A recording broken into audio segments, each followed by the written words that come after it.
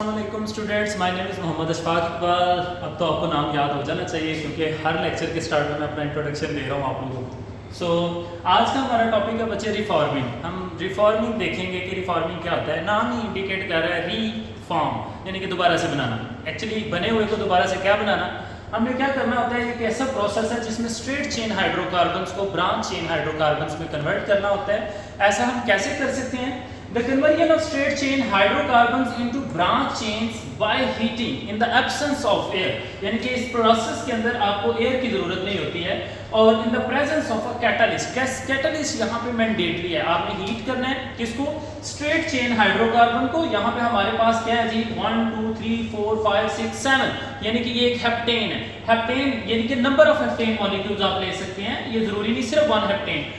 Catalyst use करना है, high pressure और हाई टेम्परेचर पर आपने इसको हीट करना है। कैटलिस्ट कौन से यूज हो सकते हैं आपको जरूरत नहीं है याद रखने की या मेंशन करने की, लेकिन अगर आप करना चाहते हैं तो प्लैटिनम ऑन एल्यूमिनियम ऑक्साइड के ऊपर स्पोर्टेड हो, स्टेनलेस हो सकता है, जर्मेनियम हो सकता है। ये डिपेंड करता है डिफरेंट टाइप ऑफ रिफॉर्मिंग के लिए कि हम रिफॉर्म कर क्या रहे हैं। हम पेट्रोल बना रहे हैं, यहाँ गैसोलीन की रिफॉर्मिंग के लिए जो मेन कैटलिस्ट यूज होते हैं वो मैंने आपसे मेंशन कर दिए हैं। यहाँ पे जो प्रेशर रखना है हमें 45 से 50 एटमॉस्फेरिक का प्रेशर रखना है और 500 से 550 डिग्री सेल्सियस जो है वो टेम्परेचर पे इसको हीट करना है। तो क्या होगा, ये स्ट्रेट चेन हाइड्रोकार्बन टूट के आपस में दोबारा जब जुड़ेंगे तो ये ब्रांच चेन हाइड्रोकार्बन यानी कि आइसोओक्टेन आएगा हमारे पास। ये जो आइसोओक्टेन है एक्चुअली क्या है, 2,2,4 ट्राई मिथाइल पेंटेन, यानी कि इसका नाम अगर आयोपैक नेम देखें तो ये एक पेंटेन है, बट एक्चुअली इट इज आइसोओक्टेन। आइसोओक्टेन हम क्यों बनाते हैं, किस लिए बनाते हैं? लोअर हाइड्रोकार्बन्स को हाई ब्रांच चेन में क्यों कन्वर्ट करते हैं? रिफॉर्मिंग का प्रोसेस क्या है, इसको हम जानने के लिए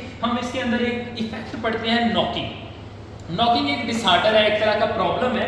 नॉकिंग में होता क्या है, it is a sharp metallic sound. Metallic sound tick tick sound हो सकती है, कोई भी मेटल के जो आपस में मेटल से फ्रिक्शन से साउंड प्रोड्यूस होती है उसको कहते हैं metallic sound. Due to the low quality of fuels, यानी कि जो हम फ्यूल यूज करते हैं इंजन के अंदर, जो शार्प मेटेलिक साउंड प्रोड्यूस होती है फ्यूल की बैड क्वालिटी की वजह से, उसे हम क्या कहते हैं? नॉकिंग। नॉकिंग को खत्म कैसे किया जा सकता है? Knocking is reduced by using the good quality of fuels.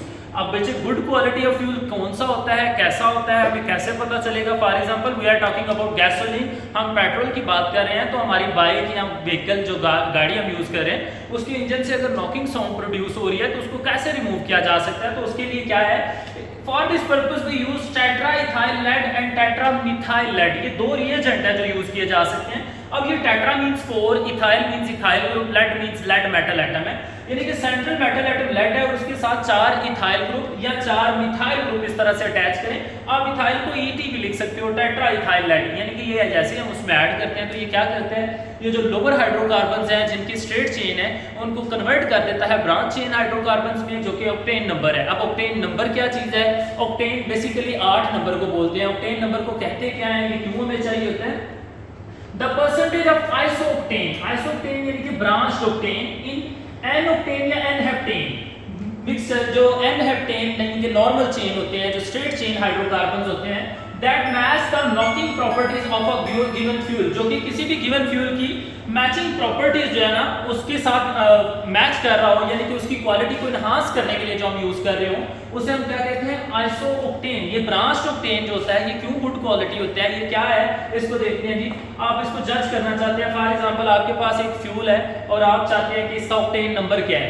आपके पास फ्यूल है जिसके अंदर 90% आइसोओक्टेन के मॉलिक्यूल हैं और 10% n-हेप्टेन के मॉलिक्यूल हैं। अब आप बताएं इसका ऑक्टेन नंबर क्या है, तो आप बताएंगे the octane number of this fuel will be 90, यानी कि आपके पास एक फ्यूल है जिसका ऑक्टेन नंबर यानी कि उसके अंदर आइसोक्टेन के जो मॉलिक्यूल्स हैं वो 80 हैं और 20 उसमें हेप्टेन है या हेक्सेन है या स्ट्रेट ऑक्टेन है, स्ट्रेट चेन ऑक्टेन है।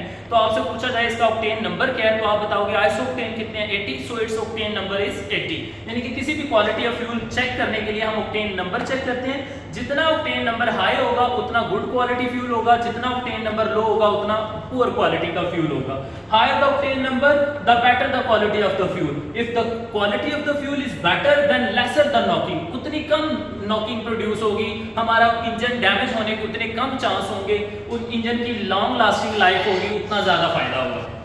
इसके डेंजर्स क्या हैं, यानी कि हम टेट्राइथाइल लेड जो केमिकल यूज कर रहे हैं, ये जो टेट्राइथाइल लेड है ये ऑक्टेन नंबर की क्वालिटी को तो बढ़ा रहा है, but what are the disadvantages, इसके हमें नुकसानात क्या हैं। तो डिसएडवांटेजेस क्या हैं जी, tetraethyl lead is an effective anti knocking reagent, यानी कि जैसे ही फ्यूल के अंदर हम स्ट्रेट चेन फ्यूल में टेट्राइथाइल लेड ऐड करते हैं, हीट करते हैं in the presence of catalyst, तो क्या होता है, in the absence of oxygen it converts into the high quality high octane number fuel. तो जैसे हाई ऑक्टेन नंबर फ्यूल बन जाता है तो उसका डैमेज क्या है, अब जब हम ये फ्यूल कंबस्ट करते हैं, हमारी गाड़ी का इंजन जब इसको जलाता है, इससे एनर्जी लेता है, तो इस प्रोडक्शन के दौरान लेड ऑक्साइड बनता है। ये लेड ऑक्साइड आगे रिड्यूस हो जाता है, यानी कि रिडक्शन हो जाती है लेड ऑक्साइड की, और लेड एक मेटल बन जाता है जो कि एटमॉस्फेयर में जो हमारी व्हीकल है उसके एग्जॉस्ट पाइप की मदद से एटमॉस्फेयर में एग्जॉस्ट कर दिया जाता है, फ्री छोड़ दिया जाता है। अब जब ये free lead is an heavy metal, ये एक हैवी मेटल है, जब एटमॉस्फेयर में इसको फ्रीली छोड़ दिया जाएगा तो it can cause damages in our lungs, ये एस्थेमिक अटैक या सर्टेन अदर डिसऑर्डर्स कॉज करता है, एयर पोल्यूशन कॉज करता है।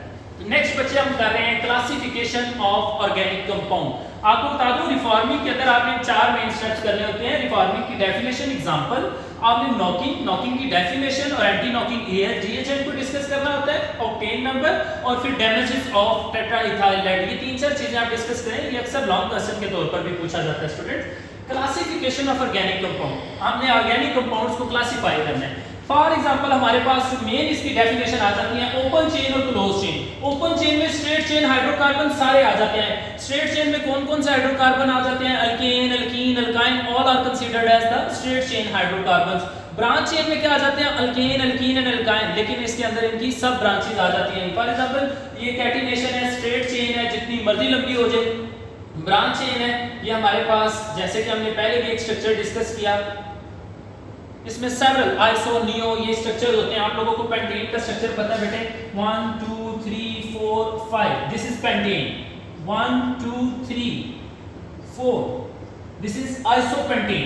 1 2 3 4 5, this is neopentane. These are the straight chain, branch chain and branch chain structures, यानी कि हम लोगों ने इसकी क्लासिफिकेशन जब हम करनी है तो हम इसके बारे में ये डिस्कस करते हैं। और स्ट्रेट चेन और ब्रांच चेन के बारे में बच्चे आपको एक और बात याद रहे कि ये सैचुरेटेड और अनसैचुरेटेड दोनों हो सकते हैं। यानी कि सैचुरेटेड अनसैचुरेटेड क्या है, ये अल्केन, अल्कीन और अल्काइन, यानी कि इनके अंदर डबल बॉन्ड और ट्रिपल बॉन्ड भी मौजूद हो सकता है सिंगल बॉन्ड के साथ। यानी कि ये सारे तरह के कार्बन हाइड्रोकार्बन हो सकते हैं जो स्ट्रेट चेन और ब्रांच चेन हो सकते हैं।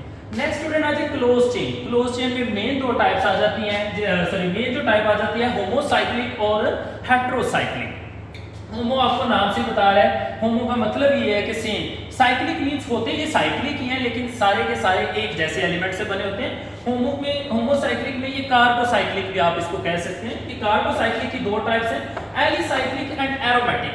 एलिसाइक्लिक एक्चुअली एलिफैटिक की तरह के होते हैं, यानी कि इनके अंदर सारे का सारा चेन जो है वो कार्बन ने ऑक्यूपाई किया होता है, हर कॉर्नर में CH2 ग्रुप मौजूद है, जैसे कि साइक्लोहेक्सेन, साइक्लोपेंटेन, साइक्लोब्यूटेन, साइक्लोप्रोपेन।